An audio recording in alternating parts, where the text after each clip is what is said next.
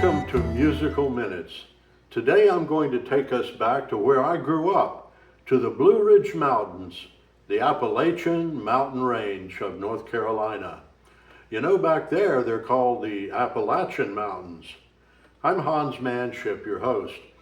I'm going to show you a traditional mountain instrument that has stayed pretty much close to home.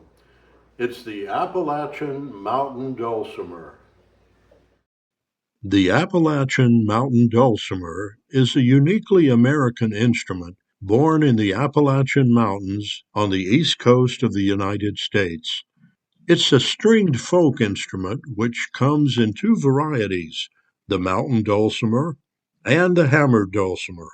The name, meaning sweet song, dates back to the King James Version of the Bible. The mountain dulcimer is a fretted zither, typically having 3 to 4 strings. The body extends the full length of the fingerboard and usually has a teardrop or hourglass shape. It's played on the lap or a table. The Appalachian Mountain Dulcimer, or dulcimer for short, is also known as a lap dulcimer, Kentucky dulcimer, harmony box, and even a hog fiddle. The dulcimer has no direct Scottish or Irish ancestor, despite popular myth. Instead, it descends from Northern European fretted zithers. The German Scheitholt is its closest relative, with a few cousins from Sweden, Norway, and France. In the 1500s, German and Scandinavian immigrants brought these instruments to Pennsylvania, then carried them south along the Great Wagon Road into Virginia, Kentucky, Tennessee, and the wider Appalachians. It was developed by the early settlers from the 1700s who lacked the tools or time to build violins. Besides, they needed a more sturdy instrument to survive the rugged mountain life.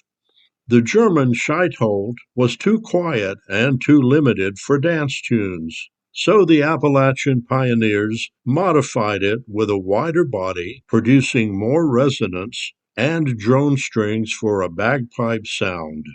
It was originally played with a quill, or turkey feather, and fretted with a wooden stick or noter along the melody string.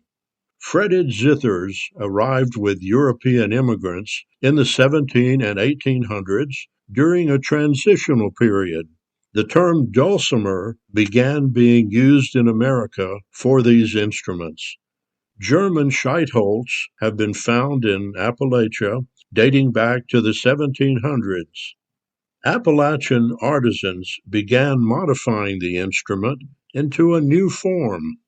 In the early to mid-1800s, the first true mountain dulcimers appeared. They had distinct hourglass and teardrop shapes. Heart-shaped sound holes indicated happiness, and pine tree sound holes indicated sorrow. The diatonic fret pattern was standardized, making the instrument useful for harmony and to accompany singing. The dulcimer became a standard folk instrument for their isolated mountain communities. The mid-1800s through the 1940s moved from a traditional to a pre-revival period. Dulcimers were used for ballad singing, hymns, dancing, and party music. They were played as solo instruments or to accompany an individual singer. The mountain dulcimer was never widespread, but only found in pockets of Appalachia, North Carolina, Virginia, Tennessee, Kentucky, and West Virginia. The 1940s up to 1960 brought early revival. Music scholars began documenting the instrument. Dulcimers entered the American folk revival. The 1960s through the 70s produced a folk revival explosion in the U.S., which I was a part of. Jean Ritchie, the mother of the dulcimer, popularized it nationally. Dulcimers spread far beyond Appalachia. 1980 to the present brought about a contemporary period. Renewed scholarly research reconstructed early history. Modern dulcimers gained chromatic frets, electric pickups, and new body styles.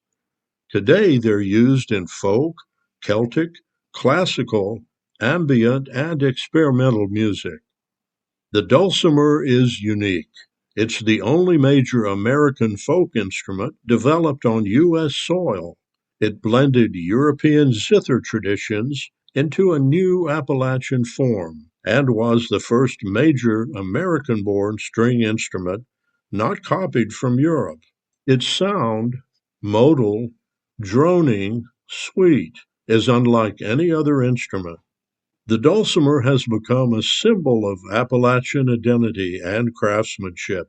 Its evolution reflects frontier ingenuity, isolation, and cultural blending. Although many aren't familiar with the instrument, I grew up hearing its sweet sounds. I remember seeing it on Daniel Boone, the 60s TV show, when Daniel strummed it by the fireplace and sang to his wife Rebecca. I bought my dulcimer in 1968 in the little highlands village of Wheelock, North Carolina. It was handcrafted by Ed Presnell, a true mountain man who smoked a corncob pipe with a joy for making instruments. He continued this craft for decades as his solid black beard weathered into gray.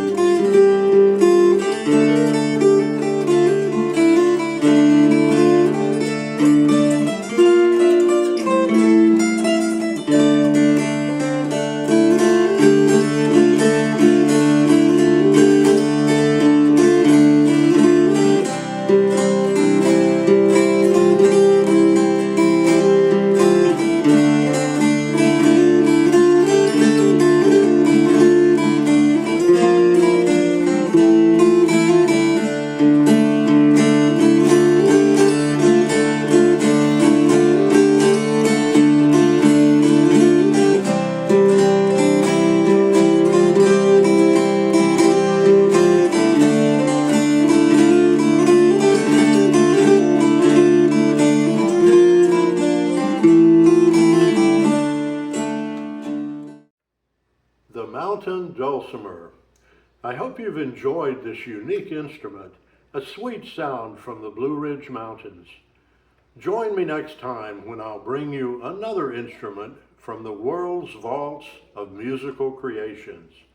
Until then, may God richly bless you as you pursue his creation of music and the instruments mankind has created for enjoyment.